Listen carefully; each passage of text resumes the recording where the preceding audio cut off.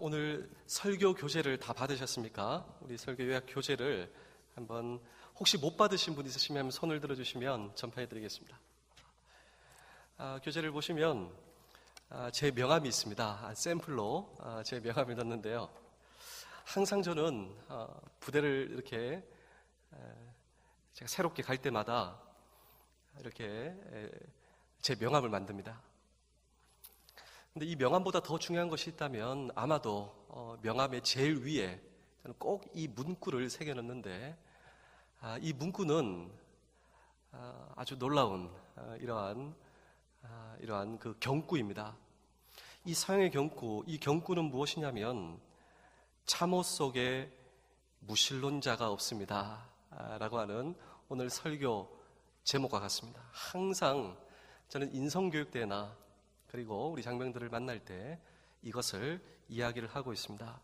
쉽게 말하자면 인생의 위기를 맞게 되면 누구나 하나님을 찾게 되고 도우심을 구한다라는 것입니다. 자, 지금 전쟁이 벌어졌습니다. 총탄이 빗발치고 있습니다. 오늘 저와 여러분 죽음을 생각하게 됩니다. 근데 사람은 죽음의 두려움, 그 전장 가운데 있을 때 이것이 참호 속이죠. 내가 참호 속에 있는데 저 무신론자입니다. 이렇게 말하는 사람 한 명도 없습니다. 그 누구도 예외 없이 그 상황 속에서 하나님을 찾지 않을 수가 없습니다. 하나님 도와주십시오. 그리고 그 하나님은 멀리 있는 것이 아닙니다. 그 하나님은 가까이에 계신 하나님. 그래서 참호 속에 무신론자가 없습니다. 이것은 죽음의 위기에 처하게 되면 보편적으로 아버지 어머니가 아니에요. 선생님이 아닙니다. 그 어떤 다른 신도 아닙니다. 하나님을 찾습니다.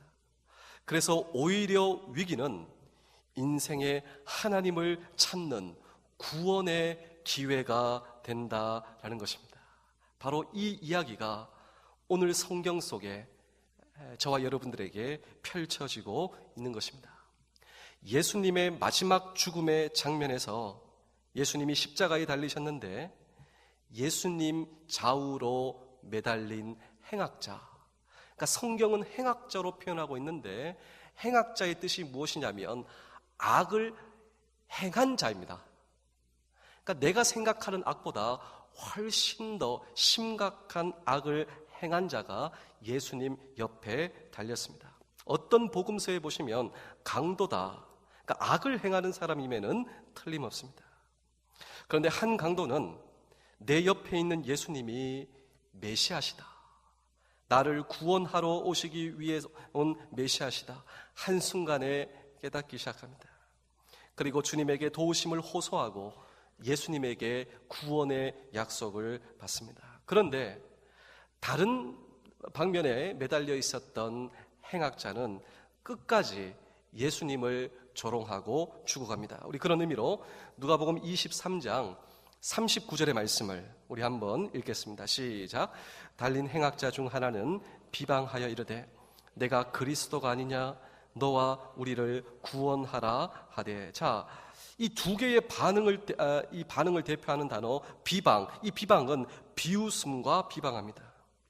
그는 끝까지 예수님을 조롱하고 비난하는 자리에서 죽어갑니다. 그런데 또 다른 강도는 전혀 다른 반응입니다. 여러분, 같은 십자가에 매달려 있지만 전혀 다른 그의 인생의 마지막. 자, 우리 누가복음 23장 42절도 한번 읽어보실까요? 42절 시작. 이르되 예수여 당신의 나라가 임하실 때 나를 기억하소서 하니, 나를 기억하소서, remember me, 주님 제발 저를 기억해 주십시오. 그런데 이러한 주님을 향한 호소에 주님께서는 이렇게 응답하십니다. 누가복음 23장 43절도 읽어보실까요? 누가복음 23장 43절 시작. 예수께서 이르시되 내가 진실로 내게 이르노니 오늘 내가 나와 함께 낙원에 있으리라. 자, 구원을 약속받은 것입니다. 자, 이 두 사람의 극적인 대조를 보십시오. 무엇이 이들로 하여금 이렇게 전혀 다른 대조를 만들어내게 되었는가라는 것입니다. 특별히 오늘 저와 여러분의 관심은 마음을 돌이켜 회개한 강도에 있을 것입니다.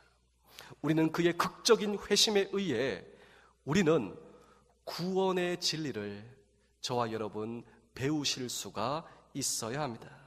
아마도 이 사건은 인류 역사상 가장 드라마틱한 인간의 구원 사건이다 말할 수가 있는 것입니다. 이 구원 사건을 통해 우리는 구원 사건과 그 조건을 오늘도 이 성경 본문 속에 묻고, 오늘도 이 구원의 사건 그 조건의 비밀을 오늘도 주의 음성을 통해 듣고자 하는 것입니다. 특별히 오늘 저와 여러분들은 대비태세를 하는 사람입니다. 우리는 그냥 있는 사람이 아니죠. 우리가 입는 군복은 그 어느 날 수의가 될 것입니다. 그런데 우리는 군복을 입고 있는 사람으로서 어느 날 내 인생의 죽음이라고 하는 이 명제가 실존적인 체험이 될 것인데, 그렇다면 더 중요한 질문이 있을 것입니다. 영적 대비태세 나는 갖추고 있는가? 다시 말하자면 구원의 조건, 그 구원의 사건에 대해서 당신은 어떻게 생각하고 있는가? 라고 하는 오늘도 주님께서 저와 여러분들을 향한 질문 앞에 오늘도 우리는 영적 대비태세를 갖추는 것입니다. 오늘 죽어도, 그리고 또 다른 사건, 예수님의 세컨드 커밍, 예수님의 다시 오심, 그 다시 오심이 지금 이 순간 온다 하더라도 우리는 주님 앞에 영적 대비태세를 갖추어 정말 주님께서 오늘 이 시대에 저와 여러분 군사로 불러주셨는데, 군사라면 영적 대비태세는 참 중요합니다.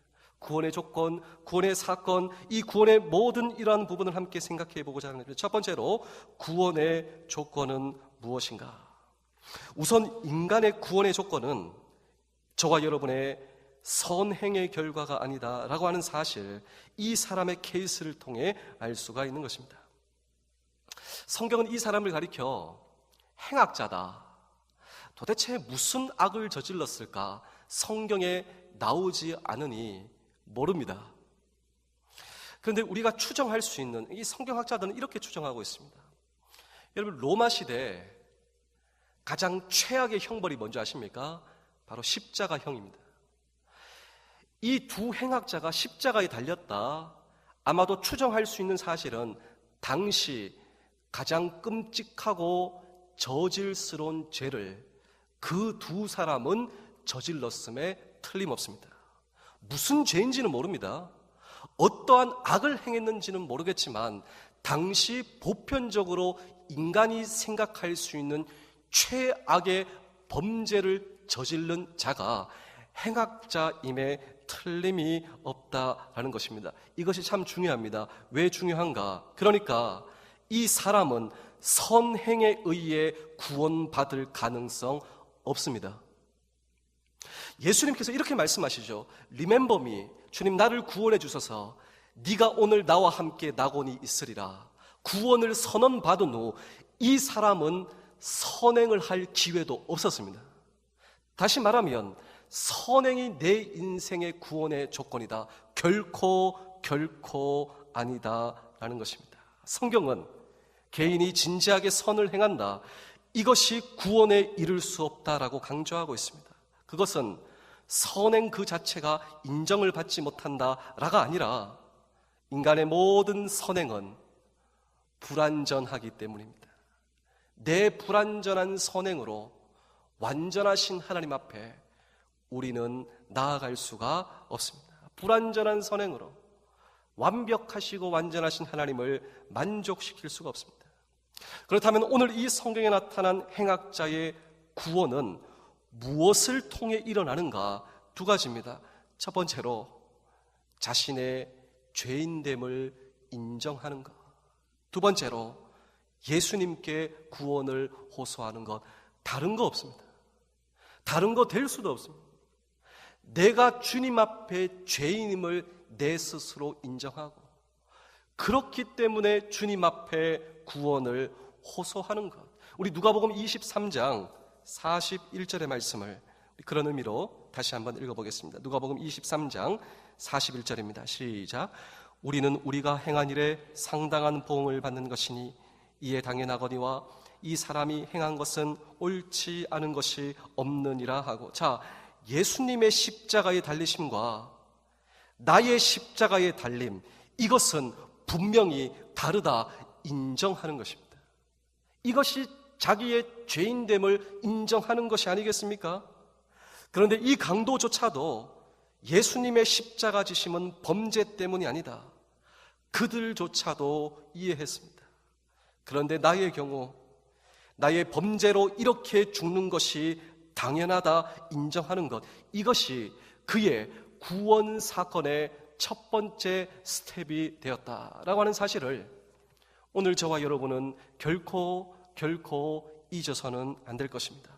성경은 저와 여러분이 우리의 죄를 인정하고 고백하는 것이 구원에 이르는 스텝이다. 그런데 오늘 저와 여러분에게 있어 이러한 스텝이 오늘도 내 인생 가운데 분명한 흔적과 스텝으로 남겨져 있는가, 성경은 저와 여러분에게 도전하고 계신 것입니다. 우리 그런 의미로 요한 1서 1장 9절의 말씀을 우리 함께 읽겠습니다. 시작. 만일 우리가 우리 죄를 자백하면 그는 미쁘시고 의로우사 우리 죄를 사하시며 우리를 모든 불의에서 깨끗하게 하실 것이요. 시편 32편 5절의 말씀도 우리 함께 읽어보실까요? 시작. 내가 이르기를 내 허물을 여호와께 자복하리라 하고 주께 내 죄를 아뢰고 내 죄악을 숨기지 아니하였더니 곧 주께서 내 죄악을 사하셨나이다. 그렇습니다. 오늘 다른 사람이 아닙니다. 내가 내 죄를 인정하고 내 죄를 주님 앞에 드러내는 순간 그 구원의 드라마가 시작하였다. 오늘 저와 여러분의 인생의 구원의 드라마가 그때야 비로소 시작할 수 있다라고 오늘도 성경은 이 자리까지 저와 여러분을 인도하고 있는 것은 아닌가라는 것입니다. 그런데 저와 여러분이 죄를 자복하는 것으로 충분하지 않습니다. 누구에게 나와 죄를 자복하느냐, 이것이 중요합니다. 우리의 죄를 용서할 수 없는 존재에게 나와 용서받은들 무슨 소용이 있을까요? 인간은 인간을 용서할 수 없습니다. 인간의 최후의 법정도 최후의 심판이 될 수 없습니다.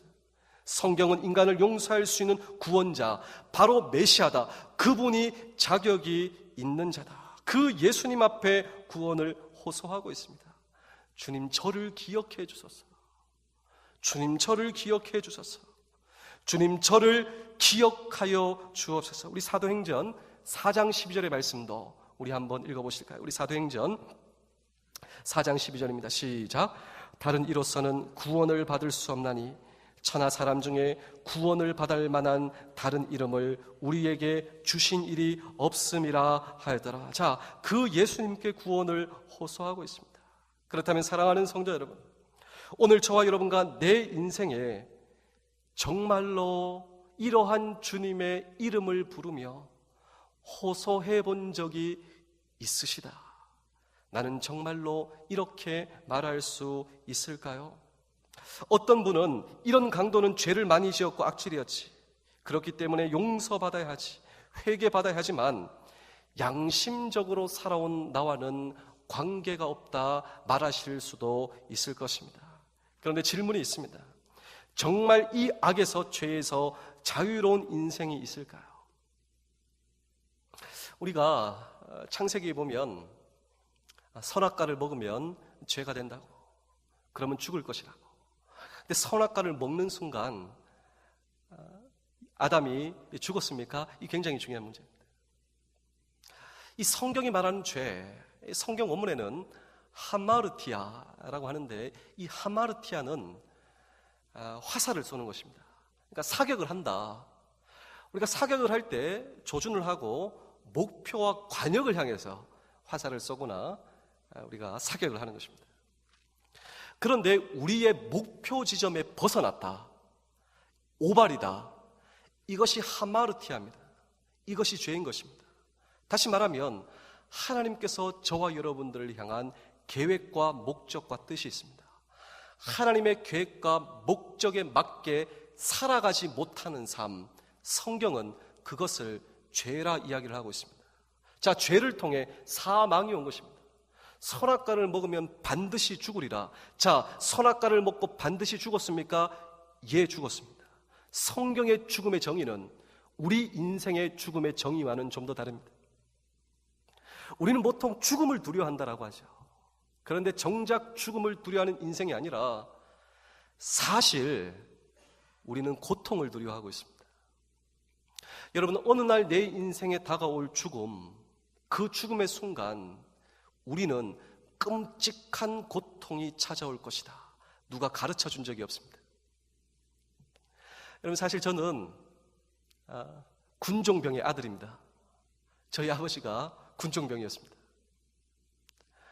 제 아내가 있는데 저기 뒤에 제 아내는 군종병 딸이었습니다. 그러니까 군종병 아들, 군종병 딸이 만나가지고 결혼을 한 거예요. 그러니까 이 장인어른이 저를 굉장히 훌륭한 사람으로 생각을 하신 거죠.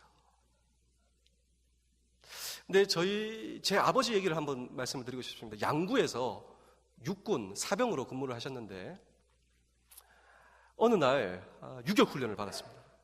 유격훈련장으로 갔고 화생방을 받고 이렇게 산길 내리막에서 이렇게 도열해서 서 있는 것입니다. 분대원들이 서 있는데 갑자기 수류탄 폭탄 소리가 꽉 나더래요. 그러면서 넘어간 것입니다. 무슨 일이 있는지 몰라요.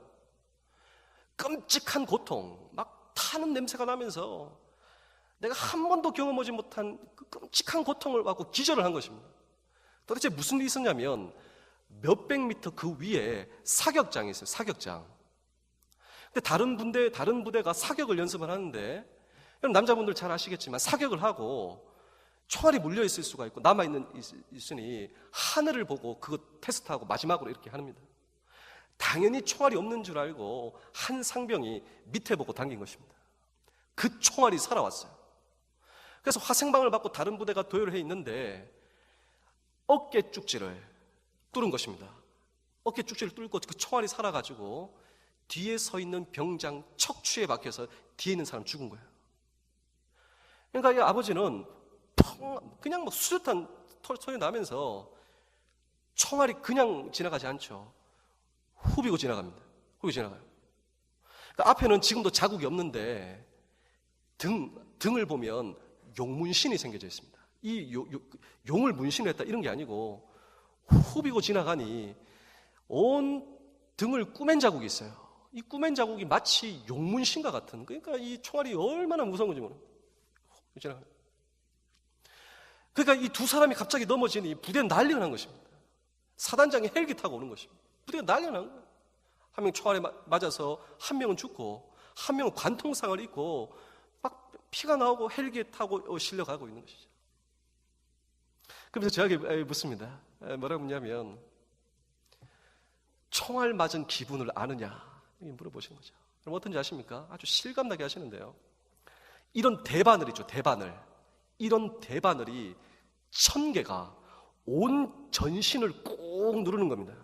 눈알부터 시작해가지고 한 번도 경험해보지 못한 상상할 수 없는 끔찍한 고통이죠. 그 고통이 그러니까 여기가 아픈 게 아니라요. 온 전신이 대바늘이 꼭 누르 상상할 수 없는 고통. 근데 저와 여러분의 죽음의 순간을 어떻게 생각하십니까? 내가 한 번도 상상해 본 적이 없는 끔찍한 고통이 나를 엄습할 것이다. 시편 23편 4절에 보시면 사망의 음침한 골짜기, 영어 버전에는 이 히브리 원문에는 잘라무트, 이 잘라무트가 the shadow of death입니다. 죽음의 그림자. 여러분 성경은 놀랍습니다. 우리는 죽음을 두려워한다고 하지만 죽음을 두려워하는 것이 아니라 고통을 두려워하는 인생을 살아가죠. 고통뿐만이 아니라 죽음을 두려워하는 것이 아니라 상실, 죽음이 아니라 두려워하는 것이 아니라 고독을 두려워합니다. 내가 그 길 안 가봤습니다. 여러분 혼자 밥 먹는 것도 무섭고 두려운데 아무도 가르쳐주지 않는 그 길을 누가 나한테 알려주면 내가 거기 혼자 가려고 하니 두려운 것입니다. 죽음이 두려운 것이 아니라 고독을 두려워하죠. 우리는 너무나 역설적인 인생을 살아가고 있습니다. 성경은 죽음을 경고하고 있습니다. 그 죽음이 우리의 인생을 찾아올 것이다. 그래서 성경이 이야기하는 죽음과 내가 이해하는 죽음이 다르다는 것입니다. 죄가 사망을 낳는다. 성경이 말하는 죽음, 이 죽음은 무엇인지 아십니까? 하나님과의 분리입니다. 아담이 선악과를 먹는 순간 하나님의 음성이 들리지 않아요. 하나님의 임재가 느껴지지도 않습니다. 정녕 이것을 먹으면 죽으리라. 완벽한 하나님과의 분리, 이것이 죽음이요. 그리고 성경은 이 죽음을 저와 여러분에게 경고하고 있는 것입니다. 자, 성경은 처음부터 끝까지 죽음의 문제에 대해서 피해가지 않습니다.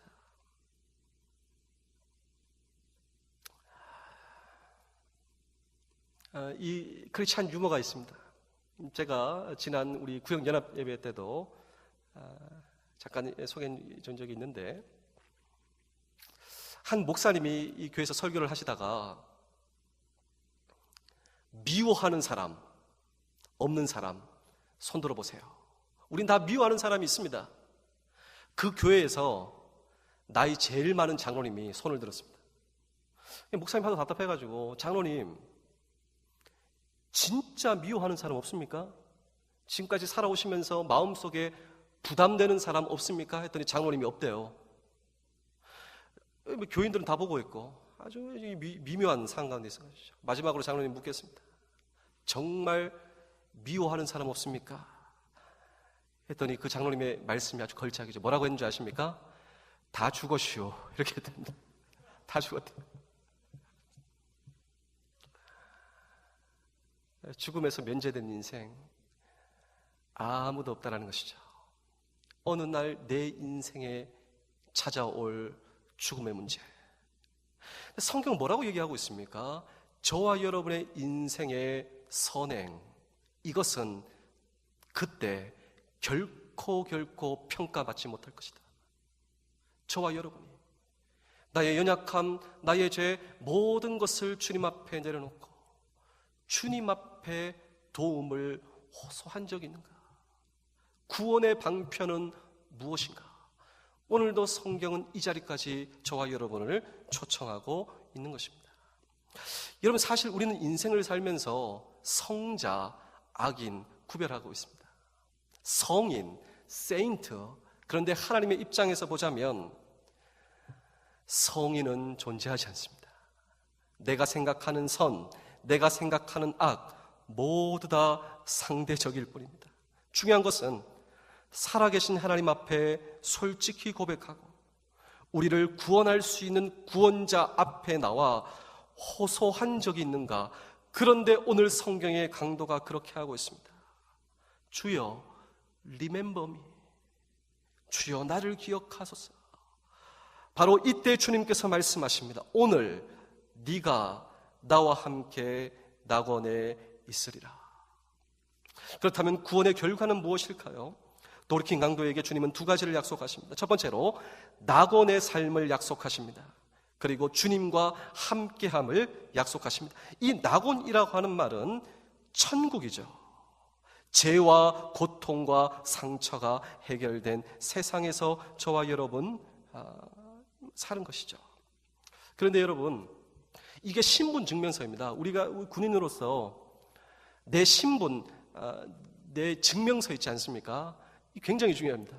특별히 우리 본부, 우리 부대는 아주 이 보안이 철저하죠. 증명서 없으면요, 못 들어갑니다. 그 누구라도 못 들어갑니다. 그런데 오늘 저와 여러분이 이런 죽음의 강을 건너 저 영원한 도성 앞에 저와 여러분 들어가기 전에 반드시 그 앞에 우리가 통과해야 할 과정이 있다면 저와 여러분의 인생의 신분 증명서입니다. 나는 정말 내 죄인됨을 주님 앞에 인정했는가? 나는 정말 그 주님 앞에 정말 내 인생의 영혼을 걸고 그분 앞에 도움을 호소했는가? 이것을 우리는 분명 검증받게 될 것입니다. 제가 언젠가 한번 이 신분증명서에 대해서 설교 시리즈로 준비하고 있는데요. 이 신분증명서가 하나님입니다. 하나님. 하나님은 성부, 성자, 성령님이시죠. 성부 하나님, 저와 여러분을 창조하신 것입니다. 나를 누가 창조하셨는가? 하나님이 창조하셨다. 성자 하나님, 그 예수 그리스도의 보혈의 피로 내가 의롭다함을 받았습니다. 성령 하나님, 내 마음을 감동시켜 주시고 나를 인쳐 주시고 나를 지명하여 주신 분, 성부, 성자, 성령님에 대한 확실한 믿음이 있습니다. 바로 이 믿음을 저와 여러분은 검증받게 될 것입니다. 이런 검증 작업 후 우리는 저 영원한 도성, 천국 도성의 문을 열고 우리는 들어가는 것입니다. 그럼 천국 도성에서 우리가 무엇을 경험할 것인가? 우리는 이 본부교회 예배를 통하여서 말씀 가운데, 기도 가운데, 하나님의 임재 가운데 깊은 하나님의 충만을 느끼죠. 성령의 충만, 그 감동과 감격과 내 죄가 사함받는 놀라운 이런 감동이 영원히 지속되는 것, 저 천국에서 저 천국을 누릴 수 있을 것입니다. 하지만 이 땅에서도 천국을 누릴 수 있는 우리 교회, 우리 가정, 저와 여러분의 부대를 허락하여 주신 것입니다. 정말 하나님의 사명을 감당하며 오늘도 나에게 느껴지는 보람, 그리고 감동, 그리고 감격, 쓰임받는 감격. 그런데 그 감동을 누리기에 앞서 우리가 천국 도성의 문을 열고 들어갈 때 첫 번째로 경험하는 것이 있습니다. 내가 저 천국에서 경험하는 가장 첫 번째 사건이 무엇인가? 우리 계시록 21장 4절의 말씀을 함께 읽겠습니다. 시작. 그 누에서 닦아주시니 다시는 사망이 없고 애통하는 것이나 곡하는 것이나 아픈 것이 다시 있지 아니하리니 처음 것들이 다 지나갔습니다. 저와 여러분들이 천국 도성의 문을 열고 들어갔을 때 처음 경험하는 것이 뭔지 아십니까? 그것이 바로 주님이 내 눈물을 닦아주시는 거예요. 내 눈물을 닦아주시는 거예요. 내 인생의 상처, 내 인생의 고통, 내 인생의 눈물. 여러분, 사실 우리는 아주 질병의 어려움으로 인생을 살아가시는 분들을 많이 봅니다. 시한부를 선고받는다 이거죠. 전혀 예측하지 못한 시간, 전혀 예측하지 못한 장소. 그런데 과연 그것이 저주인가? 여러분, 사람이 시한부 인생을 선고받으면 보편적으로 5가지, 이 호스피스에 운동을 일으킨 엘리자베스 퀴블러-로스 여사, 인생 수업 아주 명제를 지은 5가지 보편적인, 첫 번째로 부인입니다. 부인. 아니다, 죽음을 선고받잖아. 아니다, 나 아니다, 이렇게 그 시간이 지나가는 거예요. 두 번째로 뭐가 일어나면요, 분노입니다. 분노. 왜 내 인생? 하나님 앞에 분노하고 사랑하는 사람에게 자기 분노를 표출합니다. 근데 그 시간도 지나가요. 세 번째로 타협을 합니다. 한 번만 살려주시면 저 뭐든지 하겠습니다. 한 번만 살려주십시오. 그 시간도 지나가죠. 네 번째로 인정입니다. 인정. 죽음을 인정하는 거예요. 5번째, 준비하는 것입니다. 저 영원한 도성, 고통 때문에 영원한 도성을 준비하는 거예요. 영적 대비태세를 올리고 죽음을 생각하게 됩니다. 죽음을 생각하면요, 인생이 진지해지죠. 소중한 사람이 소중한 사람으로 보이게 되는 거죠. 감사가 감사로 보여지게 되는 것이죠. 그것이 저주인가? 그것이 축복인가? 라는 것입니다. 저 영원한 도성을 향해 준비하는 오늘, 그런데 진짜 비극은 뭔지 아십니까? 형통입니다. 진짜 비극은 뭔지 아십니까? 그것은 바로 건강입니다. 건강 가운데, 형통 가운데, 성공 가운데 전혀 준비되지 않은 채로 내가 하나님 앞에 섰을 때 그 하나님이 나에게 하시는 말씀을 통해 생각해 보십시오. 저 영혼을 준비하는 잠시 받는 환난의 가벼운 것입니다. 영원한 영광의 중한 것을 바라보니 오늘 내가 받는 환난, 오늘 내가 받는 눈물, 고통, 여러분, 사실 우리는 스티그마라고 하죠. 스티그마. 이 스티그마가 뭐냐면 상처입니다. 상처. 예수 믿는 사람도 다 놓고 갑니다. 우리는 아무것도 가져갈 수 없습니다. 그런데 주님 앞에 아름다웠던 삶, 주님 앞에 충성스러운 것들, 내가 주의 일 하면서 내 인생에 경험된 그 상처를 가지고 주님 앞에 선다는 것이에요. 그런데 이것이 과연 저주인가? 이것이 과연 축복인가?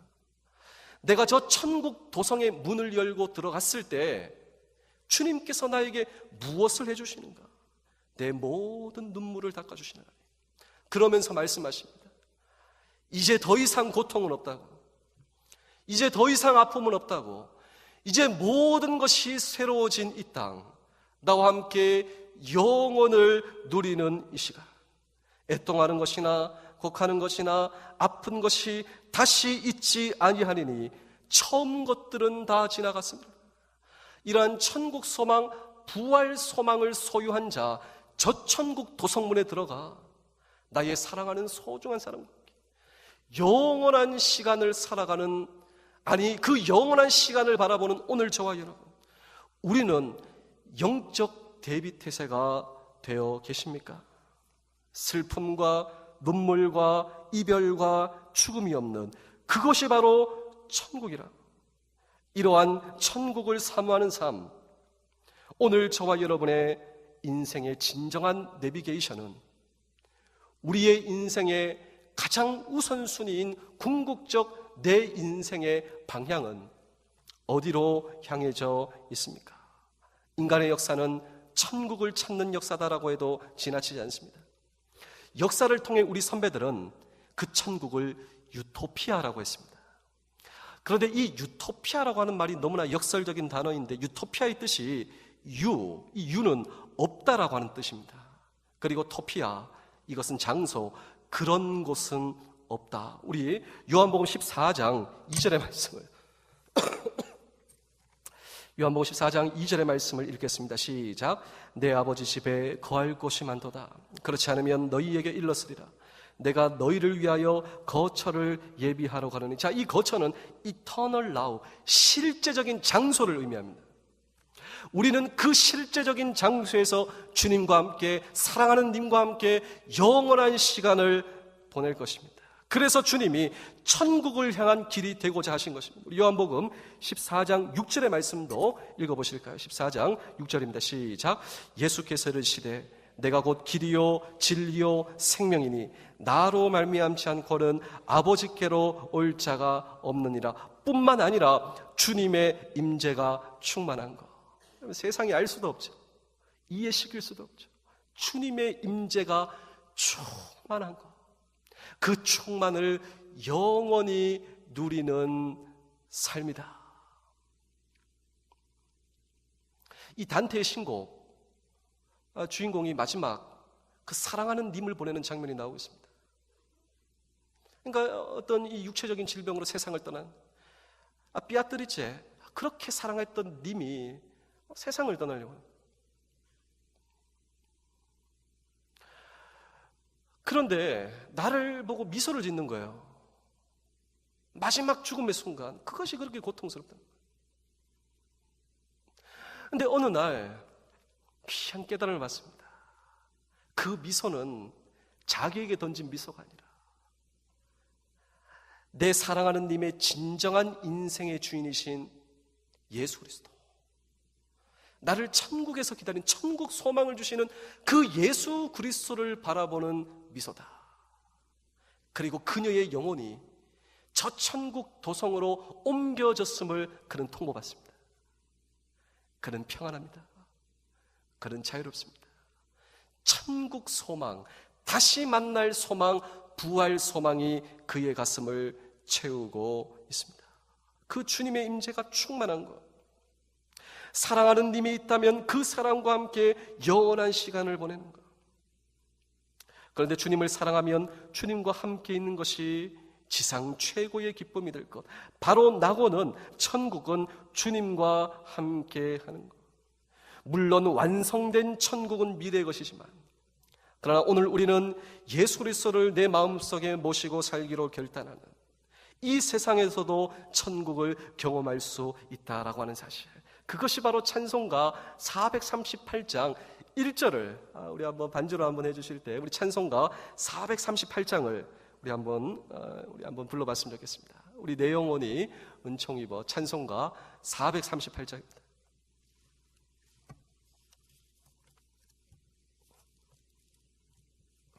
찬송가 438장을 우리 찬양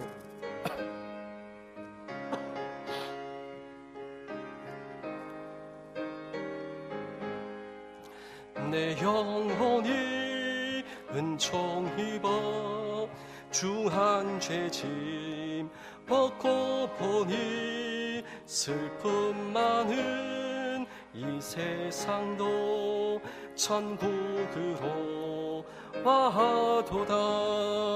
할렐루야 찬양하세. 내 모든 죄 사함받고 주 예수와 동행하니 그 어디나 하늘나라. 아멘. 제가 마지막으로 한 편의 이야기를 들려드리고 오늘 설교를 마치겠습니다. 최근에 전 세계에서 가장 많이 팔린 베스트 오브 베스트셀러가 뭐냐? 아마도 마음을 열어주는 101가지 이야기가 아닐까. 이것은 치킨 수프 스토리로 전 세계에 팔린 책입니다. 많이 들어보셨죠? 치킨 수프 스토리. 이것이 우리나라 말로 번역된 이러한 책이 바로 마음을 열어주는 101가지 이야기입니다. 정말 마음을 열어주는 이야기가 이렇게 있습니다. 여러 가지 이 챕터 가운데 한 챕터의 이야기를 여러분께 한번 소개해 드리겠습니다. 정말 신실한 우리 남편 아내 가정이 있었습니다. 너무나 행복한 커플 크리스찬 부부입니다. 주일날 이렇게 예배 드리고 찬송과 기도와 주의 임재 가운데 놀라운 행복이 솟구치는데 천국이 이런 곳이구나. 천국이 이런 곳이구나. 그래서 느끼게 되는 것이죠. 이 두 부부가 마음속에 아주 행복이 넘쳐나게 됩니다. 마음속에. 그래서 남편이 이런 기도를 하는 것이죠. 우리 가정에 천국을 주셔서 감사합니다. 그저 아내가 뭐라고 얘기하냐면, 여보, 우리만 누리는 것이 안타까운 것 같아요. 누군가가 더불어 이 천국 행복을 나누고 싶은데. 그래서 이 남편이 그러면 우리 기도합시다. 하나님, 우리 가정에 천국 행복을 주심에 감사합니다. 이 천국 행복을 누군가와 나눌 수 있도록 도와주소서. 그래서 이 저녁을 외식을 한 것입니다. 외식. 그래서 오늘 저녁은 밖에서 먹자고 남편과 아내가 식당을 가는 것이죠. 식당에서 가서 이제 기도를 하려고 하는데 옆 테이블이 자꾸 신경이 쓰이더래요. 그래서 이 부부가 여기 앉아 있고 옆 테이블에 누가 앉아 있냐면 나이가 지긋이 든 중년 부인이 그 레스토랑에 혼자 와서 이렇게 식사를 하고 있는 것입니다.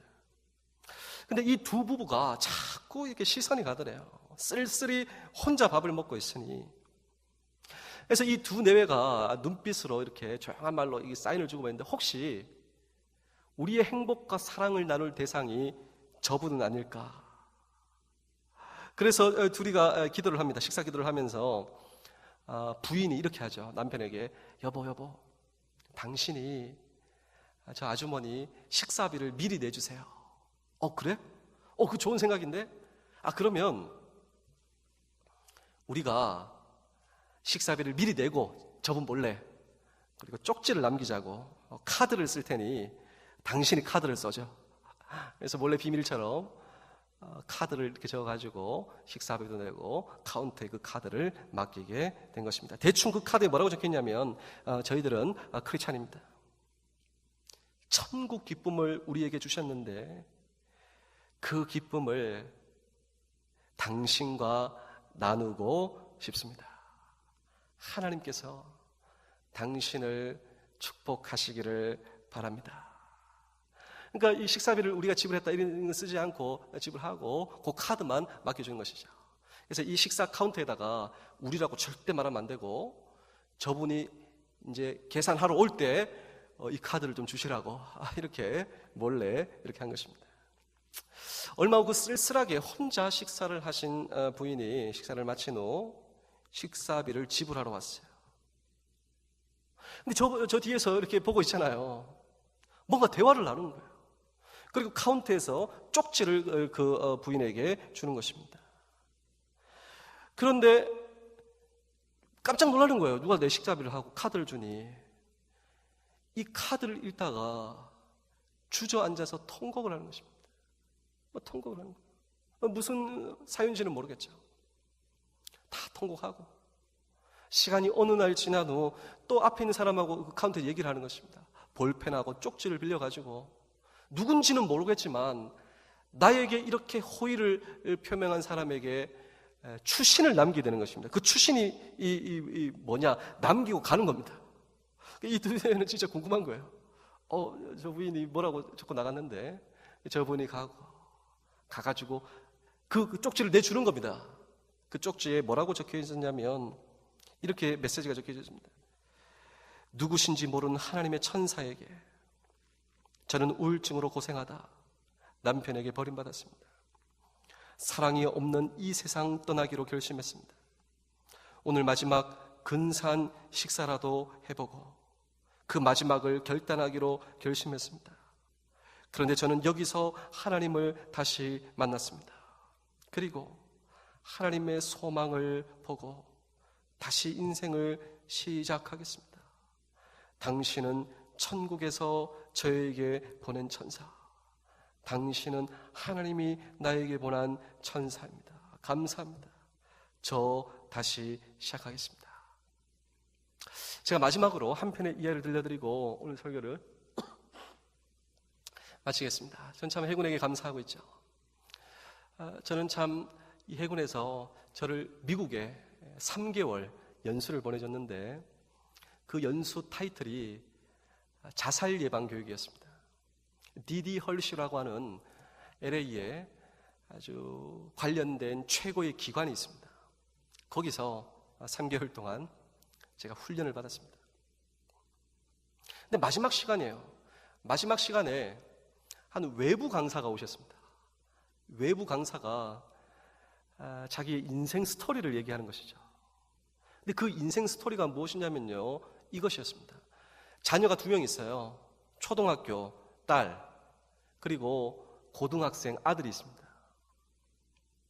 그래서 이분은 남편과 이별을 하고 두 자녀와 함께 LA에서 살고 있고, 그래서 자기는 일을 해야 되니 LA에서 2시간 거리에 차를 타고 가서 거기서 출퇴근합니다. 근데 어느 날 그 고등학생 자기 아들에게 전화가 온 거예요. 그 전화가 뭐냐면, 엄마 사랑해요. 뜻밖에도 사랑한다 얘기를 하는 겁니다. 너 지금 무슨 일이 있니? 너 지금 어디니? 근데 울먹이면서 사랑한다고 전화를 끊어버린 거예요. 이게 아주 심각한 일이다 판단한 이 어머니가 주위에 다 전화를 해보는 거예요. 지금 내 아들 어딨냐고. 그래서 지금 딸아이한테 전화를 해가지고 빨리 집에 가라고. 집에 오빠가 있으면 보고 나한테 전화하라고. 그래서 엄마는 초조한 것입니다. 초조한 거예요. 그리고 2시간 거리에서 차를 타고 오는데 그냥 날아가는 것처럼 오는 것입니다. 2시간요? 2시간. 손살같이 오는 거예요. 그런데 그 초등학생 딸아이가 전화, 엄마, 집에 오빠 있어. 차고에 시동이 걸려져 있어. 그 오면서 너 빨리 들어가 보라고. 근데 그 여자아이가 차고에 들어가는데 비명을 지르는 겁니다. 비명. 이 비명 소리가 들려요. 엄마가 오면서 무슨 일인데. 그 딸아이가 말을 못하는 거예요. 무슨 일이 있었는지. 자기 집에 오니까 경찰들이 있는 거예요. 경찰들이. 내가 이 집 주인이라고. 무슨 일이냐. 들어갔는데요. 그 고등학교 내 아들이 누워있는 거예요. 아직은 따뜻해요. 일어나지 않아요. 숨을 거둔 겁니다. 내 아들이 숨을 거둔 겁니다. 그 엄마가 거기서 끔찍한 비명을 지르는 거예요. 내 아들이 죽었습니다. 말로 다 할 수 없는 비명을 그 자리에서 지르게 되는 것이죠. 남편에게 버림받고 아들도 나를 떠났습니다. 그리고 몸에 지병이 있어요. 얼마나 몸이 아픈지. 도대체 내 인생 소망이 무엇인가? 소망이. 내가 이렇게 살았으면 하나. 결심했습니다. 이유가 보이지 않아요. 소망도 보이지 않아요. 살아갈 힘도 없어요. 결심을 하고 마지막으로 그 디디 헐시 그 기관에 전화한 것입니다. 나 소망 없다. 나 오늘 간다. 정말 내가 마지막으로 누구한테 내가 한번 하소연하려고 내가 그렇게 전화한 것이라. 그런데 이 디디 헐시에 그 전화를 받는 상담관이 했던 말이 있습니다. 아, 부인 그러시군요. 제가 한 가지 여쭤볼 말이 있습니다. 뭔데요? 부인이 만약에 결심한 그 결심을 시도하고 난 후 부인의 몸을 누가 첫 번째로 보실 것 같습니까? 이 이야기를 듣고 이 부인이 너 하는 거예요. 너 안 돼. 그 결심을 하고 그 자기의 몸 누가 보겠습니까? 자기 딸아이가 본다는 거예요. 그것만은 안 된다는 거예요. 너 내가 살아야 할 이유를 발견했다. 정말 고맙다. 인생을 다시 시작하게 되는 것이죠. 소망을 발견하게 되는 것이죠. 살아야 할 이유를 발견했어요. 내가 행복하게 살아야 할 이유를. 그 가운데 예수 그리스도를 만나게 되었습니다. 그리고 그 앞에 나와 교관으로서 얘기를 하는 것입니다. 제가 마지막으로 네이비 채플이나 내 대한민국 한국 목사라 저를 꼭 안아주더라. 저를 꼭 안아주면서 수많은 젊은 청년들 참옷 속에 무신론자 없다 했는데 그곳에서 예수 그리스도의 사랑으로 저처럼 많은 영혼들을 살려주세요. 여러분, 이러한 소명을 받은 저와 여러분의 오늘 나의 삶의 자리 목적이 없습니까? 아닙니다. 내가 살아야 할 이유가 있습니다. 내가 살아야 할 목적이 있습니다. 오늘도 이 자리까지 인도하시는 오늘도 주님의 말씀 앞에 오늘도 내 인생에 말씀을 향한 중요한 결단, 그 결단은 무엇이 되셔야 하겠습니까? 기도하겠습니다. 우리 마지막으로 우리 반주해 주실 때 마지막 메시지에 한번 귀를 기울여 주십시오. 참호 속에는 무신론자가 없습니다. 저와 여러분의 인생의 위기 가운데 나를 외면치 않으려 하시고 다가오신 예수 그리스도의 은혜를 통하여서 오늘도 이 자리에 앉아 계시다면 남아있는 내 평생 나를 일깨워 주신 주님의 사랑을 전하며 오늘도 수많은 위기 속에 있는 많은 사람들을 구원하는 오늘도 주님의 거룩한 도구로 쓰임받고자 오늘도 이 시간 결단합니다. 오늘도 구원의 조건 내 죄를 주님 앞에 내려놓습니다. 주여 나를 기억하여 주시고 오늘 나를 불러주신 우리 해군의 병대 이 거룩한 삶의 현장에서 오늘도 주님의 구원 사명을 감당하는 주님의 사람으로 주여 세워 주옵소서. 우리 말씀을 기억하시며